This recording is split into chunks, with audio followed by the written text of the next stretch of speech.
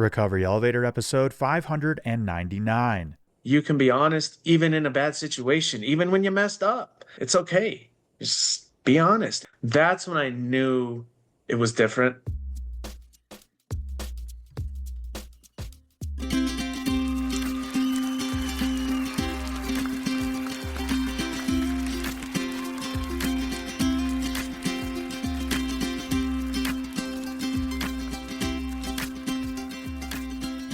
Welcome to the Recovery Elevator podcast. My name is Paul, and this is how we quit.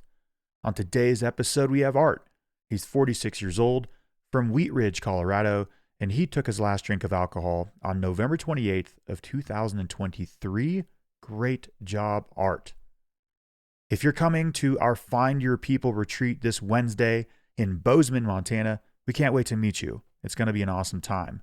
If you're nervous, that's totally normal.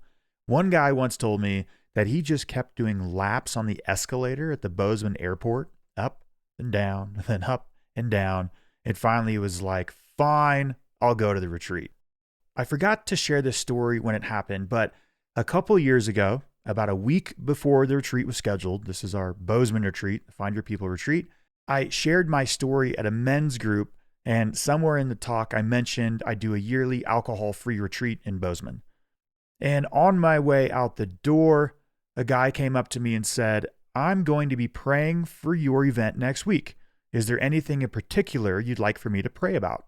I thought about it for a second and I said, yeah, if you could pray that everybody shows up. Now, this has never happened. With 80 to 90 campers, there are usually 4 to 5 to 6 to 7. We had 10 one year welcome bags that aren't picked up and we don't hear from them. No cancellation email. They just don't show up. Now, this doesn't mean people are drunk or they didn't hit the 15-day sobriety requirement to attend. Maybe their Uber didn't show up. A flight was canceled. Even things like that. And I remember walking up to the registration table after registration had closed and I saw 0 welcome bags left, meaning everyone showed up. And I was like, I'll be damned. Maybe that prayer stuff works. And I was like, nah. Or does it?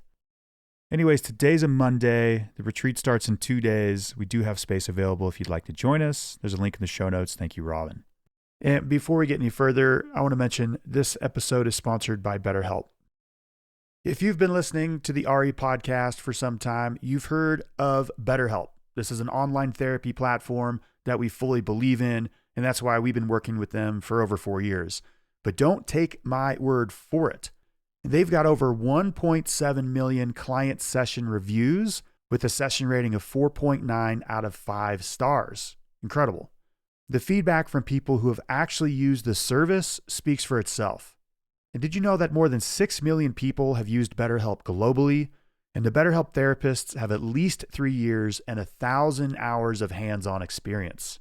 BetterHelp makes it easy to get started, answer a few questions, get matched with a therapist based on your needs, and also you can switch at any time if it's not the right fit. See the reviews, see what stands out, and see if BetterHelp is right for you. Visit betterhelp.com/elevator. That's BetterHelp, HELP.com/elevator. All right, let's get started.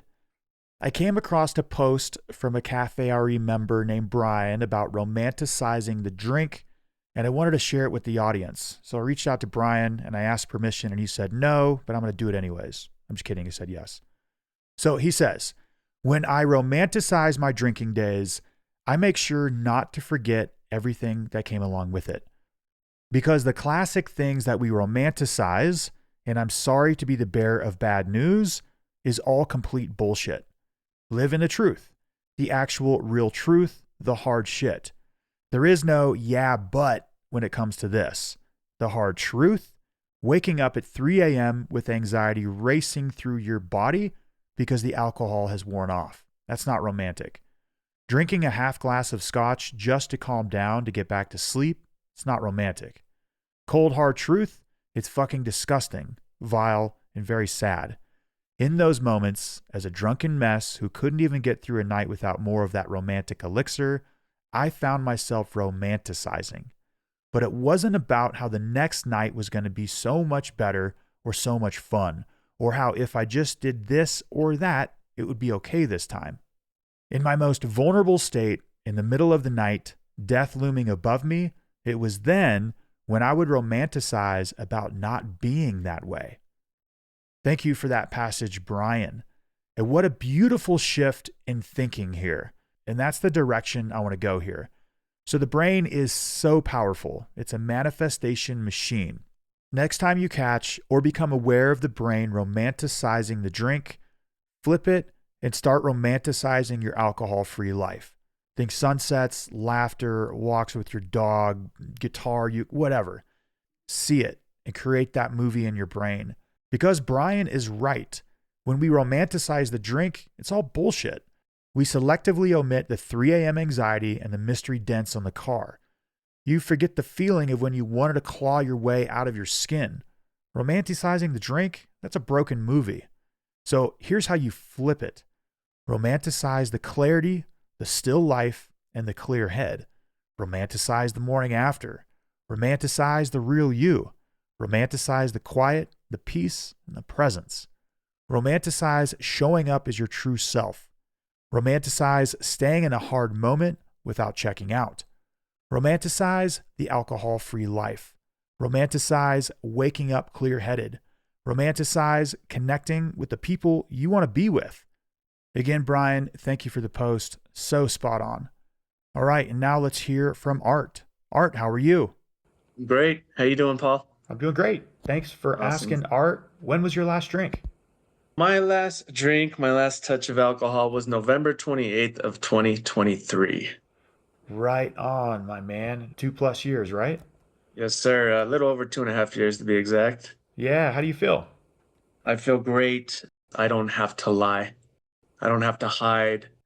So I can be open at any given time. And that just is, I've never lived like that in my adult life. Yeah, and when you said I don't have to lie, the word that popped into my mind was to lie to myself, right? Exactly. You can Yeah. lie to others, but it's yourself that will ultimately get you. Yeah, I like that. We got a value bomb here with under a minute into the podcast. Great job, Art. Well, before we keep going, give listeners a little background about yourself. This is where you're calling in from, your age, maybe what your family life or professional life looks like, and then what do you like to do for fun, Art? So I am 46, born and raised Colorado native. I graduated from Denver West High School in 98. Right now, I am a re-entry specialist, which means I help individuals who get out of prison get back on their feet, get jobs, get clothes, help get them employment, and anything else that we can help them out with, and just be that peer support. For fun, I really enjoy helping others, but I like taking walks. I like taking walks and meditating, especially first thing in the morning. Just helps me start my day. Do you combine the two like a walking meditation? I have not, although this morning, it's funny you say that. I thought about it because I think that'd be great. Or I listen to a lot of audibles or podcasts in the morning on the way to work. And I also thought, well, let me just try to implement some meditation on the way to work. All right, we have an annual retreat in Bozeman. And about 4 years ago, we had a guy named Patrick Foley. He's been on this podcast. He did meditations in the morning, and he was explaining about what it looked like, what we're going to do. And he mentioned the word walking meditation, and the whole crowd was like, oh, you can do that? Because a lot of people think it's sitting on a couch or on a cushion in like lotus posture. But yeah, absolutely. And I think where we're going for this is our entire life is the meditation. Life is the ceremony, the sacred practice. What does meditation look like for you? Gratitude, just looking at all the positive things, because when you focus on negative, you're going to find negative. Even if it's in a positive experience, you're going to find the negative. So showing gratitude and just being aware of everything you have, how far you came, and be thankful for it. Be thankful for yourself too. Hey, thank you for getting sober. I had a friend tell me that who was sober, and she said, thank you for your sobriety. And it touched me really good. Thank you for your sobriety. That's rad. And gratitude absolutely is a muscle. It's a practice that needs to be developed. What does it look like for you? How do you develop that muscle? Focusing on the good. And I've told my oldest daughter, who just turned 18 last month, I always tell her, there's a positive in the negative. I don't care how bad the negative situation, then there's always a positive in there. Find it. And if you're able to do it in such a negative experience, it just opens you up that much more to find the gratitude in everything. Art, I love that. I have an acronym, THT, which stands for Think Happy Thoughts, that I write in my journal. I repeat it to Mm. myself daily, and it's not toxic positivity. It's using the brain to recognize, like, hey, that's not a thought that I want to explore. That's not a pathway I want to mentally go down. So think happy thoughts, THT, THT. Well, Yep. Art, I'm excited to hear your story and how we ended up at this moment with you on a microphone, me on a microphone, and you sharing your story to help people quit drinking. And I can't wait to get into it, man. Go for it.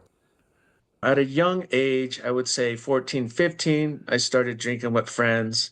And then it turned into parties at 14, 15 on Tuesday nights because my dad was out of town on Tuesday. He never even knew about this. He might now. And it just became a ritual. It was normal. This is, mid 90s, late 90s, early 2000s. And it was normal. It was in our music. It's still in the commercials we watch, movies, all this stuff, and society. It's all over the billboards. So I didn't know it was a problem. It was just something normal. We drank all the time. We had fun.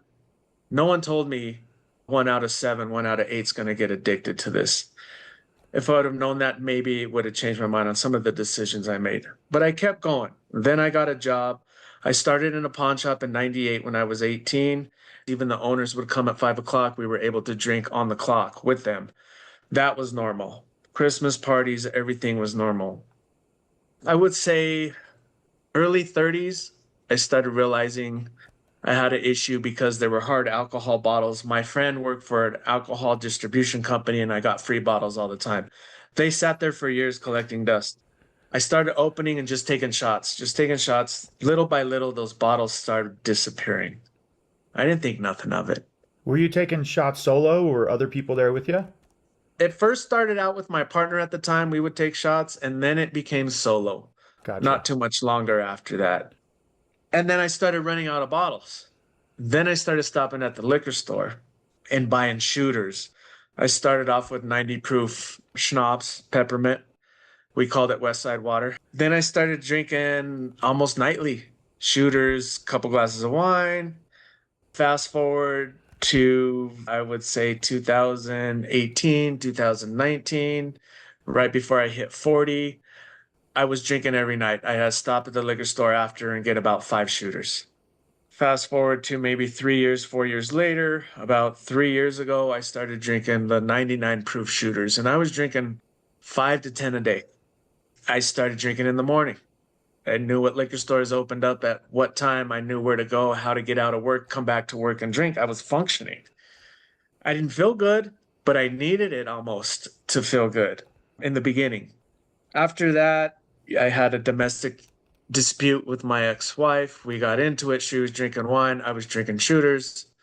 I was mad. I took off. She called the cops on me, and then this was my second DUI. My first DUI was to a checkpoint.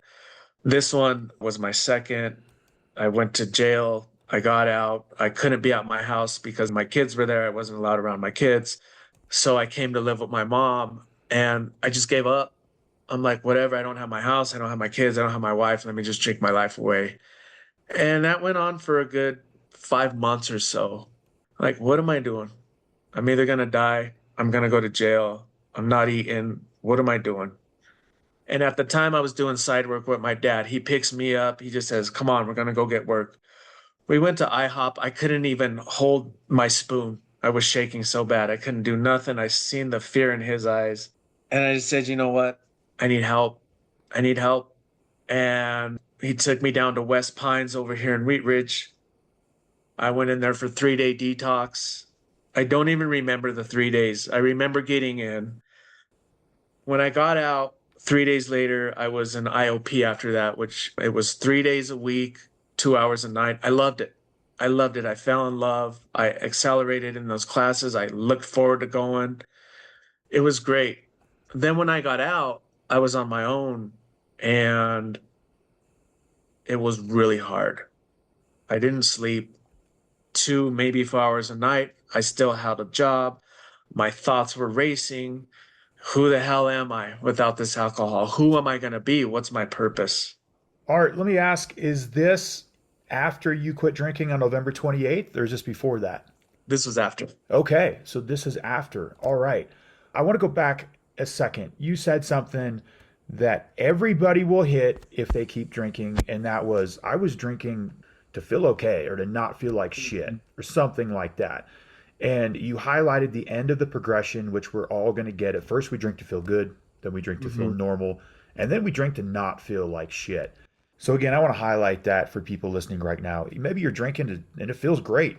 You're going to get to the point where you're drinking to not feel like shit and to steady your hands. Art, before we hit record, you had a great line. You said, people knew I had a problem before I knew it or before I admitted it to myself. Now, that was a great visceral description of your progression, right? You're drinking Yeah. 5 to 10 shooters that were 99 proof, which is like 20 shots a day.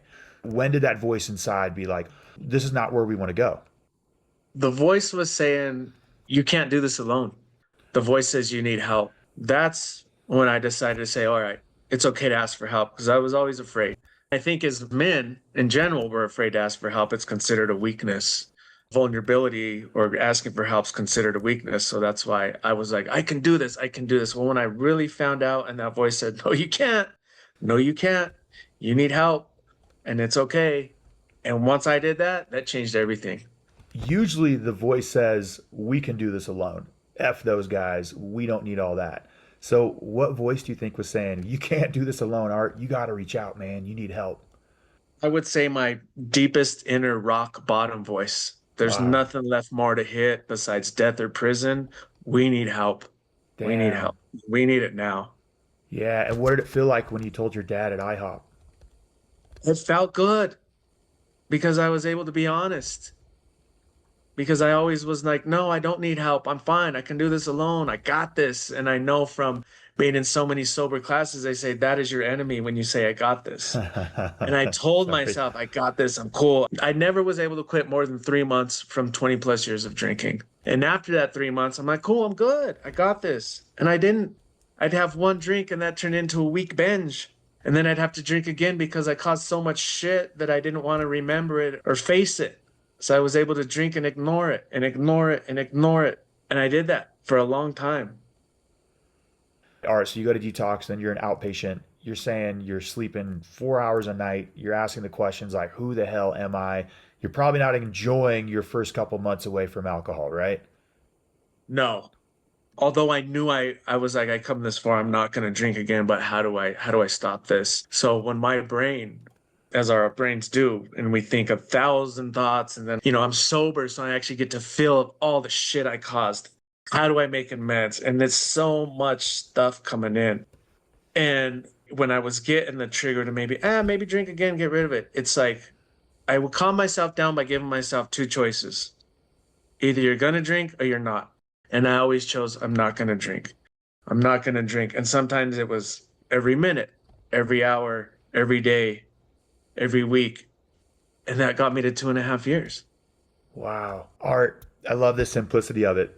Am I going to drink or am I going to not drink? And you know exactly where, if you drink, where that's going to lead you. In the basement, you knew, like, hey, I'm going to be dead or in prison. And you did a great job of describing how this is a one-way street, Yeah. meaning I've come this far. There's no way. I'm not going back. Hey, listeners, I hate to break it to you, but Art said it. You can't go back. You're not going back. You can't come this far. Doesn't mean you're never going to drink again, right? But this is a one-way street that leads to, I'm going to say, gratitude and wholeness and joy and laughter and all that stuff. There will be challenging days, of course. All right, Art, when did things start to settle down? When did you start to say, okay, I'm okay. Welcome back, Art? Because I didn't have to lie about going and, taking a shot in the car, in the bathroom, or before dinner, even before breakfast. And then people would say, are you drinking? Nah, I'm not drinking. Nah. And I was lying. I was lying all the time. So when I was actually able to be honest with myself and others truthfully, without any regrets or worried about what they're going to say about me, that's when I truly knew, man, you got this. You are on the path. You can be honest even in a bad situation, even when you messed up. It's okay. Just be honest. And That's when I knew it was different this time. I've never been honest in my adult life, and this allowed me to do that. And the feeling is unmatchable to anything for me. Art, I read an article one time that when humans are honest, and we call it radical honesty in this space, that chemicals of connection like oxytocin and serotonin are released. It just feels good. So, how does it feel knowing that you are art, being out in public with your friends and being with yourself? Just be like, yo, this is me at face value. This is who I am. How does that feel to live a life like that? It feels surreal. It feels like this is what I wanted for so long. But it's proud and it's surreal and it's like, whoa, this is you. This is your life. Sometimes I see myself projected over myself wherever I'm at. And I'm like, this is you. You're here. You're doing it. You're having fun sober. You're speaking your mind. You're being honest. All these things that I thought it took alcohol for me to be, I'm doing it without. And I'm like, fuck you, alcohol. This is where I'm at. This is me. This is what this allowed me. In art, I haven't heard AA or anything. Like, how'd you do it right out of detox with outpatient treatment, maybe concluding? Have the 12 steps been a part of your journey? Yes and no. After that, I started going to a sober group where that's all they were about the 12 step. It didn't sit right with me for a few reasons. One was the push of religion, the push of God, and this and that. I didn't relate to that. And I was also, I think there's another way to be sober. I think there's another way I can do this. But I respected them. I respected that space.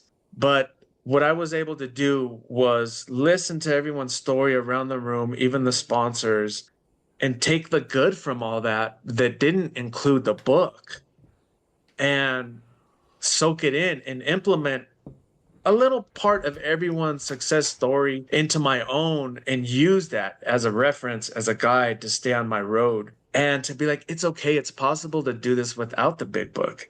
It's possible to make your own lane and still help others and relate and just be a team player because I feel anyone that's in recovery is part of my team. Yeah, I think AA is flexible with things. You have the word a big book thumper that'll tell you like this is the only way to get sober. But I think the majority of AA, there's another phrase for it, is take what you want and leave the rest. I think the majority is totally open with that. And that goes to this podcast too, listeners. Like take what you Yeah. want, leave the rest for sure. So Art, before we hit record, you said that you kind of like take from all different kinds of practices, modalities, and teachers, and have built almost your own program, which is heavy in service and in Yeah. helping the youth. Talk to us a little bit more about that. I feel that if I had somebody that experienced how I am now that talked to me back in my late teens, early 20s, there would be a lot of decisions I probably wouldn't have made because I have that lived experience talking to me and saying, hey, man, you keep this up, you've got two roads, prison or death.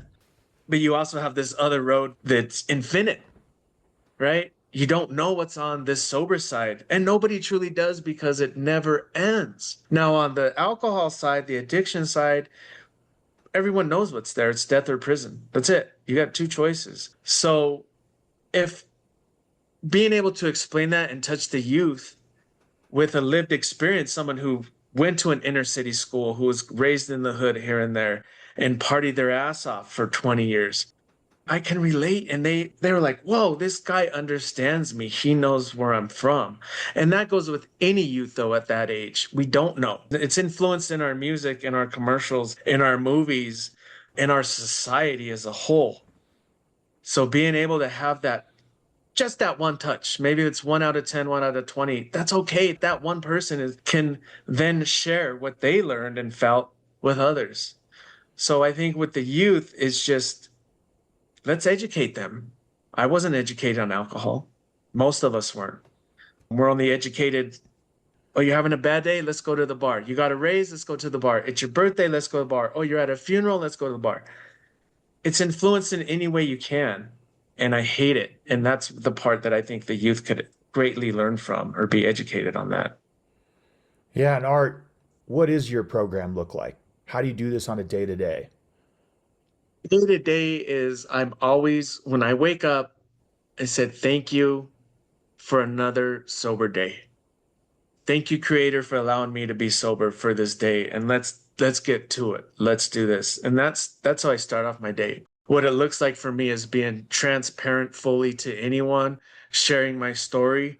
Even, there's been places where people are, they don't want me to share my story. Like, oh, you don't have to talk to these people and be too explicit with your story. I'm like, no, I feel I do. I share my story in a chance I get. And people is just like a magnet to me. And sometimes I still doubt myself because with the liquor, that's what it does to you. You self-shame so much. And now without that, I'm free. Like I'm out of this self jail. And I'm able to be honest. I'm able to get through my day, even if I have tough times. If I have triggers, I'll sit back and I'll say, I'll play this whole story out, right? All right, what's going to happen if you go to this bar? What's going to happen if you go with your friends that are drinking? And by the way, you have a choice. You don't have to do any of this. Whether it's a birthday party, a wedding, I don't have to go. I don't have to attend. I have that choice. So it allows me to be honest, not only with others, but more importantly, myself. And I also get to teach my kids, hey, you can change. My oldest daughter, who's 18, I drank 16 years of her life. And now she sees the changed dad, and that shows her, hey, if I can change, you could change. And I noticed that changed our relationship tremendously, and it changed her. And she's graduated, she's going to college, she put herself through all that. She's doing great. But when I was drinking, she was messing up, and nobody knew exactly what to do, including myself. But now I have the choice onto what I get to do and play the picture out and to be honest. I think that's the biggest thing I get out of it is to be honest. I get to live a life of honesty. Art, earlier in the interview, somebody thanked you for your sobriety, for being sober, for your decision to live this style of life. And I think I can expand on that a little bit. You're on this podcast for one reason, and that's to share your story. I don't think you're selling a book. I don't think you're selling a program. You're sharing it for one point, that's to help people. You're making the world a better place. You have a goal to help other people. That's solid. And for that, Art, thank you for your sobriety. And, there was a version of Art who was in your mom's basement. And I think we know how that would have panned out over 2.5 years ago. You wouldn't be here. And so thank you, Art, for choosing life, for saying yes, for sharing your story to help. Now, you made it super clear earlier about what the options you have if you keep drinking. There's two, there's death, there's prison. And that's it. You have death or prison. And then you use the word infinite, right? That's what this life is. It's infinite. What pathways has your life gone that you didn't see coming? Maybe this is a hobby. Maybe this is like a lifestyle that you're like, well, this is where I'm being pulled into. Let's go explore this. I would say being sober longer than 3 months because I never was able to. Once I hit a year, I thought at one time 53 days sober was a long time. Then I thought 90 days, a year, then 2 years. It's my life now, and I'm dedicated to this. I'm dedicated to the infinite possibilities on this side, to helping others, to let them realize you're not the only one.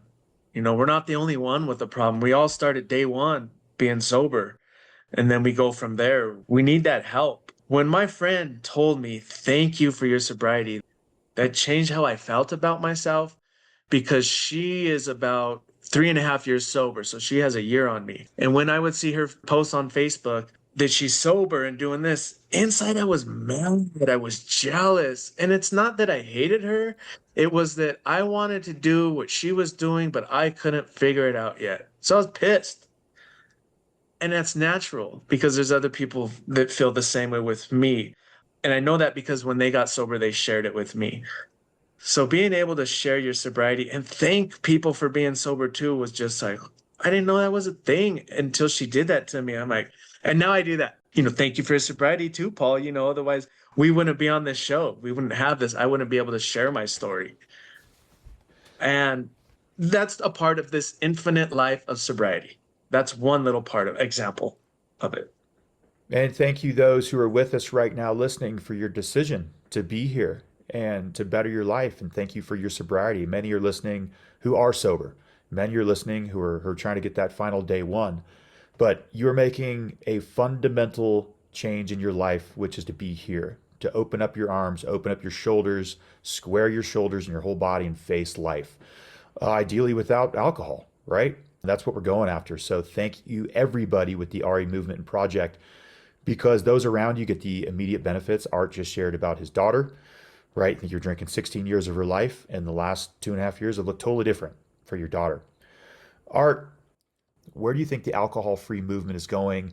Earlier you mentioned there just wasn't much talk about it when we were growing up. We're roughly the same age. People are drinking less. Do you think people are more educated with it? Where do you think this is going? I do. I do think the education is a huge part of it. Like it's a sober movement. It is a movement.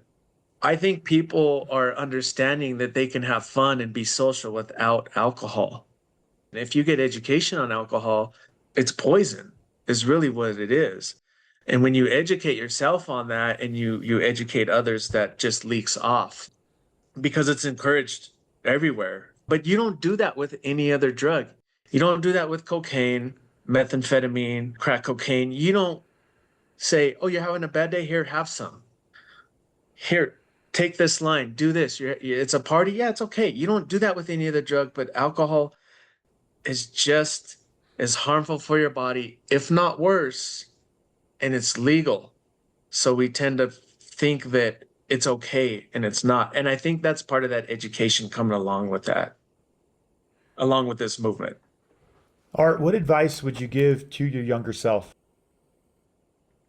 It's okay to be you. It's okay to be you, even if others disagree. I found out yesterday, I am studying right now to be a certified relationship coach, and it is intense. It's blowing my mind. But I feel the reason I chose alcohol is I felt as a kid I wasn't good enough for my dad, right? As a boy. And then I had severe asthma growing up. I wasn't allowed to play with my dad football in the park because my mom was yelling at my dad, "Hey, he can't do that. He has bad lungs." And then he's like, "What are you doing? That's my son. That's what we're supposed to do. We're doing that." And so then they would fight. And then I felt, well, shit, I'm not good enough for my dad. I'm not man enough. I don't speak my voice. 10 years after that, when I started drinking, alcohol gave me the power to do that. Alcohol gave me to be this macho guy that I didn't give a shit and I could talk stuff to whoever I wanted. So to give advice to my younger self would be, it's okay to be you. It's okay to be you. I love that. And we were all there with you on the football field when you just want to play with your dad and your mom and dad started arguing, man. That's hard. And I bet that's a contributor to the why you drank later on in life, man. I got one more question before we hit the rapid fire round. Is there a mantra or a quote that you tell yourself that gets you through hard times? Yeah. I learned this early in recovery and I still use it to this day as trust the process. Trust the process. I had a guy in our group that says, "I don't trust this. I'm waiting for the other shoe to fall off." And I think we all get there. We don't trust when things are going good. And he shared with us because his therapist, he's telling his therapist, and his therapist was like, "Well, everything's changing and you don't trust the process because you're finally doing the work, stupid. You're finally putting in the work. So trust it." But you don't trust it because you're used to that old mind, that old thinking, because you weren't really putting in the work. You're maybe half-assed doing it. And now that you are, it might take a week, it might take a month, it might take a year for you to see results, but trust that process and just keep going. Even if you mess up, even if you mess up, do better than you did yesterday. And I mean, that's a win for me. I consider that a win. So trusting that process and being able, it's okay. It's gonna come around. It's gonna come around.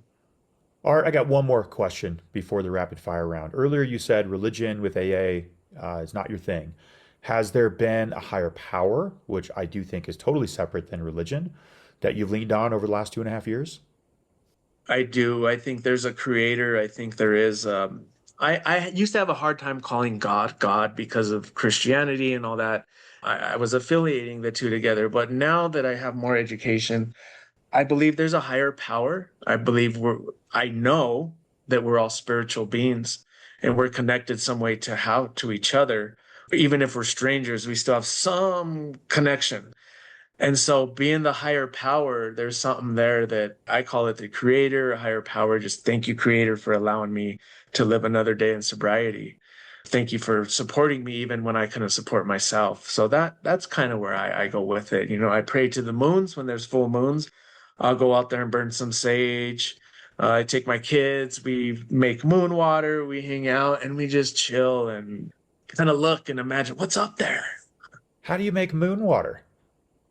So moon water is you get like if you have a crystal, like I have some crystals. My daughter one time was really into crystals. And what you do is you get a glass, you know, not plastic, you get glass, water, and you put, you know, purified water, whatever, some drinking water in it with some stones, and you let it sit out in the moonlight overnight. And you say some prayers, what you want, what you're hoping for, what you're thankful for. And in the morning, you go out there and you drink it or put in your coffee because you're drinking all that energy that you put in there. Yeah, the metaphysical world is so fascinating. I'm gonna make some moon water.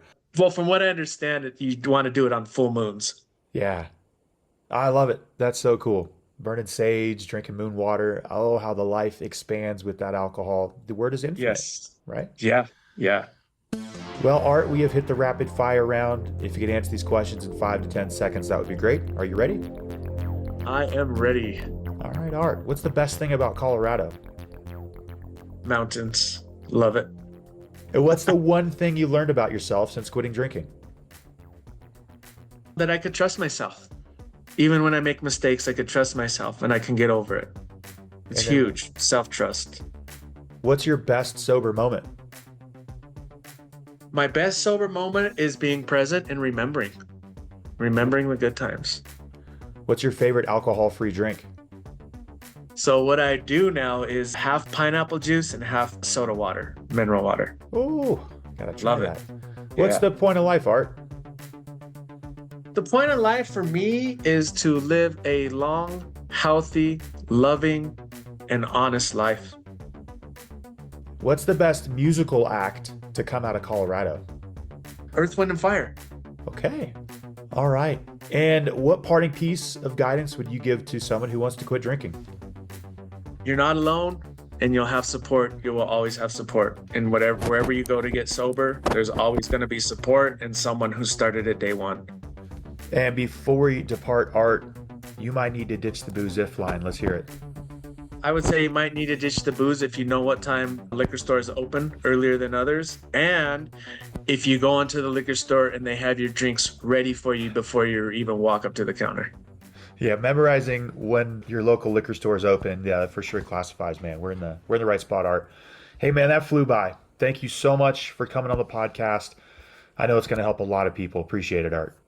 Paul, it's been a pleasure. Thank you as well. This always helps me. I get something out of it as well. Just being able to help others and see that the impossible is possible. And even if you look at the word impossible, you break it up to I'm possible. I like that. Hey, I want to thank our sponsors for our retreat that's coming up this week. We've got SoberLink, that's alcohol monitoring. You can track your data with a breathalyzer with facial recognition technology. I want to thank Rise Up Coffee. They've got a bunch of stores on the East Coast. This is the 5th year they have sent us coffee. I want to thank Better Roads, that's RHODES, which is a website dedicated to only alcohol-free drinks. They have sent us stuff for, I think, 4 years. And then Beagle Puss. This is a new NA beer we came across, and it's freaking delicious. The name, Beagle Puss, where'd they come up with that? Actually, I do know the name for that. That's glasses. You know the glasses that have like the nose and mustache attached to it? It's called a Beagle Puss. Had no idea. Yeah, we had a call with the founders. I asked the question, where did Beagle Puss come from? And that's the story. Anyways, love their branding, the color, the tastes. And then we've got AB. This is Athletic Brewing. They've been sending us stuff. I think this is the 5th year as well. Many of you are familiar with their brand. It could probably be said they are the reason for the explosion of the non-alcoholic beer market. And also Café RE sponsored the Bozeman Retreat. So thank you to our sponsors. If you want to learn more about these brands, there are links in the show notes. Thank you, Robin. Before we conclude, I want to go back to the intro. And yes, we romanticize the drink, and this softens over time. While writing this intro, I was like, when was the last? It's been a hot minute, like a long time. I don't look at alcohol and think, wow, wouldn't it be nice? I don't. Thank God. What a gift. But if we do that, when we do that, we got to flip it. We need to romanticize an infinite life without alcohol. Romanticize whatever you want. Romanticize whatever you want in life and go get it and go for it. We got your back. I want to thank our production team for today's episode. We have our editor, Natasha, Robin on the show notes, Chris on the ones and twos, putting it all together. Recovery Elevator, we took the elevator down. You got to take the stairs back up. We can do this. Love you guys.